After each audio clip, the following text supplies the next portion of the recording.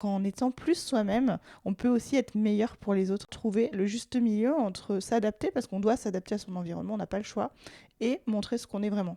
Il faut être en accord. Je pense qu'il faut être vraiment en accord entre ce qu'on porte et ce qu'on est. On ne naît ni mère, ni leader, on le devient. Bonne écoute. Bonjour à tous, je suis ravie de vous accueillir sur ce nouvel épisode débrief du podcast Mum Leader. Je vais donc faire le débrief de l'épisode de Géraldine que j'ai reçu dernièrement. Avec Géraldine, on a parlé de sa reconversion sur son job de conseillère en images. Nous avons évoqué ce qu'était une Mum Leader à son sens. C'est un travail permanent sur soi-même, de devenir une Mum Leader, de devenir créateur de projets. Ça demande beaucoup d'énergie, mais c'est tellement de plaisir aussi à côté que ça vaut vraiment la peine. Et nous avons surtout abordé les sujets du rapport à l'image et de comment constituer un look qui nous ressemble. Pour moi, l'image, c'est vraiment ça. C'est créer une harmonie vraiment entre ce que la personne elle a envie de montrer d'elle-même et ce qu'elle est réellement. Dans cet épisode, je vais rapidement revenir sur les notions que nous avons abordées par rapport au rapport à l'image, à son image, bien sûr, à comment, du coup, être à l'aise et en raccord avec soi dans ses vêtements. Mais je vais aussi aller un petit peu plus loin en abordant le sujet de l'estime de soi et comment le rapport à l'image favorise ou défavorise l'estime qu'on peut avoir de nous-mêmes. Donc avec Géraldine, sur le rapport à l'image, on a avancé 2 points très importants. Le rapport à l'image est avant tout l'acceptation de soi, de son corps, de ce qu'on est. C'est la base de tout, en fait, de s'accepter au-delà des vêtements. C'est très important et ça aborde aussi le sujet du regard des autres. Ensuite, dans le rapport à l'image, et justement sur ce qu'on souhaite véhiculer, on a beaucoup parlé authenticité. Effectivement, le poker face ou mettre un costume le matin qui ne nous ressemble pas pour jouer un rôle, qu'il soit professionnel ou autre, ça ne fonctionne pas. Voilà. On n'est pas crédible en fait, tout simplement. Donc Géraldine a donné énormément de bons conseils pour travailler ces 2 aspects. Si je reviens sur l'acceptation de soi, elle a parlé notamment, un truc, je vous laisserai réécouter l'épisode en entier bien sûr si vous voulez revenir dessus, mais un truc assez simple quand on est devant le miroir, c'est de prendre effectivement le rôle de sa meilleure amie, d'aller chercher les côtés positifs, ce qu'on apprécie chez nous, puisqu'on critique jamais sa meilleure amie. Quand on apprécie une personne, on voit tout de suite les bons côtés, on les met en valeur, on les met en avant. Donc voilà, c'est avoir cette petite voix-là pour soi. Pour le côté authenticité, c'est tout simplement faire appel à nos valeurs, faire appel à ce qu'on est, à ce qu'on aime, et en faire des rappels, pour le coup, sur le look. Il faut être en accord. Je pense qu'il faut être vraiment en accord entre ce qu'on porte et ce qu'on est. C'est pas toujours si facile, mais en fait, donner des exemples tout bêtes, c'est-à-dire être authentique, c'est même si je suis au boulot, dans un domaine où effectivement il faut que je sois bien habillée, si je suis pas à l'aise en talons et que je suis une femme, faut pas se forcer. Faut pas se forcer, ça nous semble pas, on n'est pas authentique, et en fait on va être mal à l'aise dans sa démarche, dans ses vêtements, dans le fait de les porter, et du coup, en se sentant moins à l'aise, on peut en fait perdre en crédibilité. Qui dit perdre en crédibilité, on va se sentir déstabilisé par rapport à l'interlocuteur que nous avons en face. Et forcément, on va paraître peut-être moins performant si on n'arrive pas à mettre ce côté-là de côté. Elle évoquait aussi le pull qui gratte. C'est vrai que ça peut être complètement déstabilisant et nous déconcentrer quand on est sur des tâches ou des choses à accomplir. Le vêtement, c'est une seconde peau. J'ai beaucoup aimé ce rapport à l'habit par rapport au look. Et puis, on a fait une petite parenthèse et j'aime beaucoup ça. Je suis pas sûre qu'on l'ait beaucoup développé. On a fait le lien entre l'habit, le look et le mindset, l'état d'esprit. Je vais en faire le lien avec l'estime de soi, bien sûr, parce que ça travaille sur l'état d'esprit, sur le mindset, mais on l'a abordé plutôt sur le thème du dynamisme et de la motivation. J'évoquais dans cet épisode et j'aime beaucoup le redire, c'est que depuis que je suis entrepreneuse aujourd'hui, freelance à mon compte, il y a les jours où effectivement je suis en prestation de formation, en prestation de coaching, où j'adapte un petit peu mon look au cadre où je vais me rendre professionnellement. Simplement pour être à l'aise. Après, c'est différents domaines où j'ai pu être à l'aise. Quand je vais effectivement faire des formations en entreprise, un petit peu plus institutionnelles, je suis habillée assez classe. Là, pour le coup, je mets des talons, comme je faisais avant quand j'étais employée de banque. Maintenant, quand je sais que c'est des cadres d'entreprise un peu plus cool, un peu plus jeunes, plus dynamiques, on va dire, moins strictes ou qui ont moins besoin de paraître professionnelles. Pour que les personnes soient à l'aise, justement, j'évite de me tirer à 4 épingles et je vais mixer avec des baskets. Ce qui fait que je mets énormément de baskets et que je faisais pas forcément avant. C'est assez rigolo. Et ça entraîne un certain dynamisme dans mon énergie, dans ce que je vais même véhiculer en fait pendant la formation. Donc c'est assez rigolo. En coaching, ça me gêne moins, c'est des séances plus courtes, mais sur toute la journée, ouais, ça peut jouer sur mon endurance et sur mon niveau d'énergie. Donc c'est rigolo. Et après, j'abordais aussi le principe du télétravail, où effectivement, quand je suis à la maison, que je suis plutôt en préparation de mes activités, quand je travaille sur la communication, de mon site internet, toutes ces choses-là, du coup, je suis ce qu'on appelle en homeware, quoi. Je suis pas tout le temps sur mon 31 si j'ai rien de prévu, que j'ai envie de rester cool. Ou vous l'avez sûrement connu aussi dans la période télétravail, pendant le Covid ou le confinement, le fait peut-être de parfois traîner, moi ce que j'appelle le pilou-pilou ou en jogging. Finalement, sur l'énergie, sur le mindset, on n'est plus détente dans sa tête, donc en fait on est plus cool. Alors ça peut aider à travailler le stress sur des périodes de gros stress, on peut l'utiliser comme ça, mais attention quand même, trop de détente tue la détente, entre guillemets. Et moi, j'ai pu remarquer que ça perdait un certain dynamisme ou que j'avais tendance à parfois procrastiner quand j'étais sur des tenues comme ça, un peu plus cool, un peu plus détente, un peu plus pilou-pilou, parce que j'étais à la maison et pour le coup, j'avais plus tendance à procrastiner. Donc, très important de prendre en compte du coup l'habit et l'image de soi aussi. Par rapport à son mindset, son état d'esprit, là où on veut aller, et l'énergie et le dynamisme qu'on veut évoquer sur une journée. Enfin, tout ça pour dire que ça joue énormément sur cet état d'esprit et aussi sur l'estime de soi. Et je voulais rappeler quelque chose, c'est que l'estime de soi est le socle de la confiance en soi. Il n'y a pas de confiance en soi si on n'a pas d'estime pour soi. Alors pour ceux qui ont du mal à différencier ces deux termes, l'estime de soi, c'est vraiment la valeur qu'on a en tant qu'être humain. Comment on s'estime en tant qu'être humain. Voilà. Comment on s'évalue, comment on est perçu, voilà, en tant qu'être humain. La confiance en soi, c'est vraiment sa capacité à agir, avoir confiance à faire, j'ai envie de dire, à se bouger, à mener des projets. Voilà. Donc, s'il n'y a pas d'estime, si on n'a pas de valeur pour sa personne, on ne peut pas dégager cette capacité et cette confiance. C'est pas possible. Donc c'est vraiment le point de départ. Et du coup, le rapport à l'image, en lien avec l'estime, est quand même très important. Parce qu'il y a 2 niveaux d'estime. Je ne parle pas, comme on peut le voir effectivement dans certains blogs ou certains articles sur l'estime, du niveau d'estime, quand je dis qu'il y a 2 estimes différents. Effectivement, le niveau d'estime peut parfois être plus haut, plus bas, ça c'est ce qu'on voit souvent, il est fluctuant en fonction de son état d'esprit du moment, ça c'est ok. Là, je vais plutôt parler de 2 niveaux d'estime, notamment par rapport au regard des autres et par rapport à nous. Donc c'est l'estime personnelle, donc là effectivement c'est comment moi, je m'évalue moi-même. Et il y a l'estime sociale, c'est comment je suis vue par les autres. Et peut parfois y avoir un décalage sur ce niveau d'estime. Et là rentre le rapport à l'image, souvent. Dans les 2 sens d'ailleurs. Je m'explique. Je peux avoir très peu d'estime personnelle pour moi-même, #syndrome de l'imposteur, c'est-à-dire que je ne me sens pas assez haut niveau, donc je perds de l'estime à cause de ça.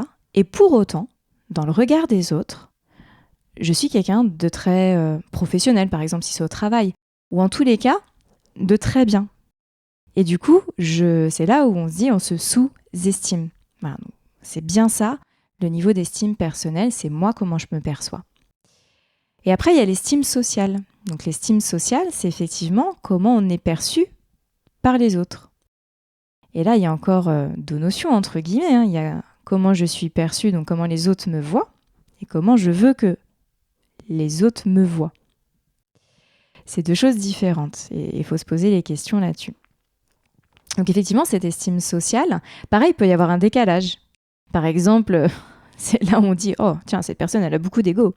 On peut avoir beaucoup d'estime pour soi personnellement, mais en fait, les autres ne nous estiment pas et peut parfois y avoir un décalage qui s'appelle l'ego. Voilà pour décrypter un petit peu l'estime. Maintenant, comment je travaille l'un, comment je travaille l'autre ? La problème de l'estime personnelle, et souvent on en vient au syndrome de l'imposteur, c'est qu'en fait, il y a une problématique de positionnement entre ce que je suis et ce que je voudrais être. Et comme on est en chemin, il faut aller booster cette estime personnelle. Donc pour travailler ce côté-là, en fait, le décalage entre je suis et je voudrais être, quand on vise, je sais pas, une évolution professionnelle ou quand on souhaite aller dans une certaine direction, quand on lance son activité, quand on a envie de développer un certain savoir-faire, perso ou pro là pour le coup, il y a un proverbe que j'aime bien qui est « fake it until you make it », c'est-à-dire fais semblant jusqu'à temps que tu saches faire. Certains diraient « non mais en fait, faire semblant c'est tromper, c'est pas bon, c'est pas… » Si c'est pour travailler son estime personnelle, c'est pas grave. Tant qu'on s'en rend compte et qu'on le fait justement dans un axe de progression, on trompe pas la personne. C'est juste qu'en se disant « je fais semblant d'y arriver jusqu'à temps que je sois performant, je fais semblant d'être performant », finalement, pour y arriver et même pour arriver à faire semblant, il va bien falloir qu'on travaille sur ce faire semblant, donc prendre des connaissances ou alors peut-être… aller dire ou oser dire tiens sur tel domaine je peux te renseigner, prenons rendez-vous, etc. Et finalement avant le rendez-vous on va énormément se renseigner sur le domaine, ce qui fait qu'on va se sentir un petit peu obligé de se mettre en avant, on va prendre confiance, on va travailler son image par rapport à ça, on va peut-être s'habiller d'une certaine manière justement pour se dire tiens faut qu'on voit en fait que je maîtrise dans ce domaine-là. Enfin voilà, je pourrais donner je sais pas moi comme exemple tiens, moi je fais du trail et de la course. Je vais prochainement faire un trail fin juin à Dijon, un Infinity Trail. Moi je suis une débutante en trail, je fais des petits parcours, ok. Et là l'Infinity Trail, souvent il y a quand même des pointures, enfin voilà. Et le but de l'Infinity Trail, c'est de faire un nombre de tours illimité jusqu'à temps qu'on n'en puisse plus. Je me suis mis en objectif de faire 5 tours. Voilà, il y a à peu près 6,5 km, ça fait 30 et quelques kilomètres. Sincèrement, je vais faire semblant comme si je pouvais le faire, clairement, parce que j'ai fait au max sur du plat un semi-marathon et je m'accorde pas le temps de l'entraînement que je devrais avoir pour être sûre d'y arriver. Enfin, voilà. Mais c'est pas grave. C'est pas grave. Je vais vraiment faire semblant comme si j'allais y arriver, c'est-à-dire je garde ça en tête, je vais m'habiller comme une super traileuse, je vais mettre ma tenue de combat entre guillemets, et là je rejoins justement l'image par rapport à son estime de soi, et l'air de rien, de paraître un peu traileuse professionnelle. Quand je vais arriver sur la course, je vais me sentir moins ridicule, je vais me sentir dans le groupe, je vais me sentir impliquée, et ça va travailler sur mon mental, et en fait, fake it until you make it, j'espère finalement y arriver. Bon, je vous le dirai, mais en tous les cas, je suis sûre et je suis certaine que juste en jouant ce rôle-là, je vais aller un petit peu plus loin. Donc voilà, et on peut faire des parallèles comme ça aussi professionnellement et c'est ce qui est intéressant. Donc là, c'est un bon proverbe effectivement pour travailler son estime de soi. Bien sûr, si c'est pour tromper les autres, c'est un autre sujet, vaut mieux pas l'utiliser. Enfin voilà, c'est malhonnête, mais on parle bien d'authenticité dans tout ça. Voilà, donc ça c'est un petit truc pour travailler votre estime personnelle. Ensuite, pour travailler aussi votre estime par rapport au regard des autres, pour se détacher du regard des autres, pour se détacher de la maladie du siècle qui est la comparaison, se comparer physiquement notamment, puisque là on parle effectivement de conseils en images, ou se comparer dans un look, je sais pas, avec quelqu'un qui est toujours bien sapé, toujours à la mode, etc. Et nous on a beau faire des efforts, on a beau faire des boutiques, on a beau essayer de chercher le petit accessoire qui va bien. On n'y arrive pas, c'est toujours en décalage et du coup comparaison et on se rabaisse et voilà. Et là, l'estime sociale... Les gens aujourd'hui ont tendance à fuir un peu le miroir parce qu'il faut toujours être plus ceci, plus belle, plus mince. Et les réseaux sociaux, des fois, n'aident pas non plus parce qu'on se sent un peu en décalage parfois. Ils ne montrent pas forcément la vraie vie. Non, c'est sûr. Donc, pour moi, ce serait vraiment de se placer face à son miroir un peu en toute humilité et de prendre un peu la casquette comme d'une meilleure amie. Si c'était ma meilleure amie, qu'est-ce que je lui dirais ? Et en général, avec sa meilleure amie, on est très bienveillant. On va toujours la trouver magnifique, même si elle a des petits défauts. Géraldine donnait le conseil de la meilleure amie, effectivement. Pour compléter ce conseil-là, Donc de prendre la place de sa meilleure amie avec soi, voilà, pour se valoriser plutôt que se dévaloriser. Je vais aller un petit peu plus loin. Je vais parler du premier accord, des accords Toltec, qui est d'avoir la parole impeccable. Et bien la parole impeccable, figurez-vous, c'est pas qu'avec les autres, c'est aussi avec soi. Et là, vous allez travailler votre estime de vous-même. Et effectivement, si c'est avec cette estime sociale que vous avez le plus de gêne, avec le regard des autres, avec les critiques qu'il peut y avoir, mettez-les de côté, arrêtez la comparaison et appliquez ça, la parole impeccable. Du coup, vu qu'il faut avoir la parole impeccable, c'est-à-dire ne pas dire un mot de travers, être dans le respect, être dans la bienveillance quand on communique avec quelqu'un d'autre, et là du coup on va parler quand on communique effectivement sur l'aspect visuel, sur ce qu'on perçoit de la personne, on le fait avec les autres, on le fait moins bien avec nous-mêmes. Et là, j'ai envie de dire effectivement, la première étape, c'est d'avoir la parole impeccable pour aller faire taire cette petite voix qui bloque l'estime en changeant son discours. Et en allant, avec cette petite voix, aller travailler la bienveillance, le respect et la valorisation. C'est hyper important. Ça va être indispensable. J'avais donné un article sur LinkedIn, LinkedIn et puis même Instagram. D'ailleurs, je vous invite à aller voir ma page, Même Leader, le podcast sur Instagram ou Facebook. Et j'avais publié aussi sur LinkedIn, j'avais relayé. J'avais donné un petit exercice. C'était au moment de la Saint-Valentin, je crois. Ça remonte un petit peu. Et c'était effectivement pour valoriser en fait son image de femme dans le couple et autres. Et j'avais donné un petit exercice. J'avais dit, là, mettez-vous devant le miroir. Et au lieu de focaliser sur les petits défauts que vous regardez d'habitude, allez checker, rechercher les parties que vous appréciez bien chez vous. Est-ce que c'est votre regard ? Est-ce que c'est vos jambes ? Est-ce que c'est vos fesses ? Est-ce que c'est votre poitrine ? Est-ce que, voilà, pour les hommes, ça peut être aussi ces choses-là. Et faites-vous des défis. Tiens, aujourd'hui, voilà, moi j'aime bien cette partie-là de mon corps, je vais la mettre en valeur. Vous aimez bien vos yeux, c'est peut-être aller un peu plus les maquiller, un peu plus les mettre en valeur. Si c'est les jambes, pour les filles, c'est peut-être aller porter une petite robe aujourd'hui. Voilà. Et focalisez sur cette partie que vous aimez bien et que vous avez envie de valoriser et de mettre en avant.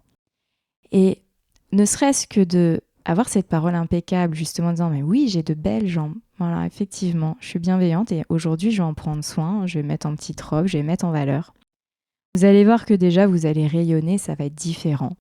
Et le regard des autres, vous allez avoir des retours, des feedbacks. Soit sur des regards que vous allez percevoir, soit sur des compliments aussi, bien sûr, ça peut être verbalisé. Et ça, faut en abuser. Voilà. Il faut focaliser vraiment sur les côtés que vous aimez bien, plutôt que sur les petits défauts, parce qu'on est tous parfaitement imparfaits, et c'est OK. Donc, s'il vous plaît, stop au culte de la perfection, et stop à la comparaison, qui sont les maladies du siècle dans ce moment, mélangées avec les problèmes de communication. Voilà, c'est les 3 grandes choses sur lesquelles il faut lutter au quotidien. Et la communication, elle passe déjà par vous-même, avec la parole impeccable, envers vous-même. C'est indispensable, voilà. Et en travaillant l'estime en première étape, en valorisant ces valeurs-là que vous avez en vous, la confiance viendra. Je sais que pour certains, les valeurs, c'est pas tout à fait quelque chose qui est clair. Les valeurs, c'est vraiment ce qui est important pour vous. C'est vraiment ce pourquoi vous vous mettez en action. C'est vraiment ce pourquoi vous prenez plaisir à faire quelque chose, ou des contre-valeurs si effectivement il y a des personnes avec qui ça ne matche pas, avec qui vous disputez. Souvent, c'est parce que ces personnes représentent des contre-valeurs par rapport à vous. Ce n'est pas forcément des mauvaises valeurs d'une manière générale, mais en tous les cas, ce n'est pas les vôtres. Et parfois, on identifie plus facilement ces contre-valeurs que ces valeurs. Donc, il suffit simplement de s'y pencher et de se dire « Ok, si j'aime pas ça, c'est quoi la valeur en face qui est froissée ?» Et dans ces cas-là, ça vous permet de les identifier. Quelque chose d'autre aussi qui est très simple, et ça, je vous invite à le faire, c'est de faire la liste de vos 10 valeurs primordiales et de les noter de 0 à 10, découvrir lesquelles sont les plus importantes. Si vous avez du mal, il existe des listes, d'ailleurs je dois en avoir une pas très loin, voilà, il existe des listes que vous trouvez sur Internet, mais je pourrais vous en mettre une que j'utilise moi en coaching. Des listes de valeurs, de 200 valeurs. Donc voilà, ça peut commencer à vous guider et après, vous allez voir, ça va venir tout seul. Donc ça, c'est vraiment un premier job que je vous invite à faire. Et comment vous pouvez nourrir ces valeurs. Comment, à la limite, vous pouvez les incarner et pourquoi pas dans l'habit aussi. Et ça va vraiment lui faciliter son quotidien. Quand on se connaît bien soi-même, quand on est en accord avec son image, on y arrive plus facilement dans... Donc, une fois que vous avez bien identifié ces valeurs qui sont importantes pour vous, c'est de vous poser, et par rapport à l'estime personnelle, l'estime aussi sociale, il y a un exercice assez simple à faire, c'est de se poser et de se dire, ok, comment je me perçois par rapport à ces valeurs? C'est ok, il y a un décalage, c'est peut-être pas les bonnes, ok. Comment je suis réellement? C'est-à-dire, est-ce que je mets bien en exergue ces valeurs? Est-ce que ça se voit? Et par rapport à l'estime sociale, posez-vous. Comment vous êtes perçu? Comment vous êtes vu? Et comment voulez-vous qu'on vous voie? C'est vraiment 4 questions fondamentales auxquelles il faut répondre. Toujours avec la parole impeccable envers vous-même. Toujours en bienveillance. Et après, vous pourrez trouver des pistes pour aller booster votre estime et pourquoi pas à travers le look, puisqu'on l'a vu, si besoin. Fake it until you make it. Allez voir les looks des personnes que vous appréciez. Allez voir les looks peut-être des personnes ou des personnalités que vous admirez. Et foncez. Voilà, adaptez votre image par rapport à ça. Trouvez votre terrain, ce qui vous ressemble le plus, ce qui vous éclate et osez être vous-même. Ça va booster votre estime et tout le reste va venir ensuite sur la confiance en soi, etc. J'espère avoir décrypté, grâce à cet épisode, quelques notions et quelques parallèles sur le conseil en image et l'estime de soi, avoir peut-être décrypté un petit peu plus la différence entre estime de soi, confiance en soi, qui est pas mal confondue quand même, donc c'est quelque chose d'important, et de vous avoir donné, et que vous puissiez exercer ces 3 conseils simples, voilà, qui sont effectivement de pouvoir avoir la parole impeccable envers soi-même, d'identifier quelles sont ses valeurs, et de savoir qu'est-ce que j'ai à travailler. Est-ce que c'est mon estime personnelle? Est-ce que c'est mon estime sociale? Et comment je peux faire mon step by step par rapport à ça? J'ai été ravie de débriefer cet épisode. C'est un sujet qui m'anime beaucoup. N'hésitez pas à me faire des retours par message sur les réseaux sociaux. C'est toujours un plaisir. Vous pouvez aussi m'envoyer des mails. Vous trouvez bien sûr mes coordonnées au besoin sur mon site internet www.ingrid-rodrigue.fr. Je suis visible sur les réseaux sociaux. L'échange est toujours important, donc vraiment n'hésitez pas. C'est toujours un plaisir pour moi. Je vous souhaite une très belle journée et vous dis à bientôt. Si vous voulez soutenir le podcast, n'hésitez pas à me faire des retours. Dites-moi ce que vous avez apprécié, ce que vous souhaiteriez entendre pour les prochaines fois. D'ailleurs, vous pouvez retrouver Mum Leader le podcast sur Instagram et Facebook. Je vous dis à très bientôt.